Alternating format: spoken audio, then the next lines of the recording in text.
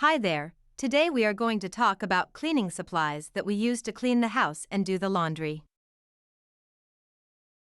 Let's start with the laundry.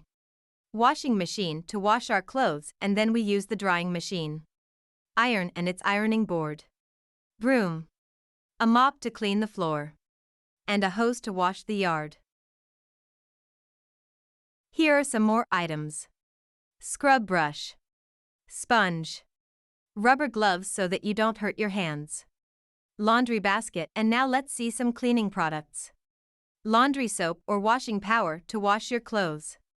Bleach to make your clothes white again.